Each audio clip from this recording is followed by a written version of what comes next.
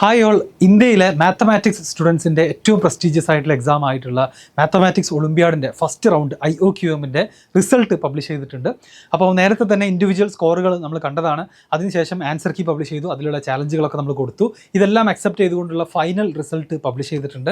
എല്ലാവരും പോയി ചെക്ക് ചെയ്ത് നോക്കുക.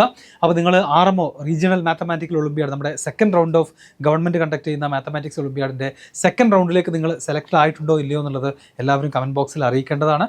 ആൻഡ് ഓൾസോ നമ്മൾ പ്രതീക്ഷിച്ച പോലെ തന്നെ ആണ്, അല്ലെങ്കിൽ നിങ്ങൾ പ്രതീക്ഷിച്ച ആ റിസൾട്ടാണോ വന്നിട്ടുള്ളത്? കേരളത്തിൽ നമുക്കറിയാം 270ഓളം കുട്ടികളെയാണ് എല്ലാ വർഷവും സെലക്ട് ചെയ്യാറുള്ളത്. അപ്പോൾ അതിൽ നിങ്ങൾ ഇൻക്ലൂഡഡ് ആയിട്ടുണ്ടെന്നുണ്ടെങ്കിൽ എല്ലാവർക്കും കൺഗ്രാജുലേഷൻസ്. ആൻഡ് ഓൾസോ നെക്സ്റ്റ് ഇയറിലെ മറ്റ് ഒളിമ്പ്യാഡുകൾക്കും ഈവൻ IOQMനടക്കം നിങ്ങൾ എന്ത് ചെയ്യുക, നിങ്ങളുടെ പ്രിപ്പറേഷൻ കണ്ടിന്യൂ ചെയ്യുക. ഇത്തരത്തിലുള്ള കോമ്പറ്റേറ്റീവ് എക്സാംസിനുള്ള പ്രിപ്പറേഷനാണ് നമുക്ക് നല്ല ഫൗണ്ടേഷൻ പ്രൊവൈഡ് ചെയ്യാൻ പോകുന്നത്.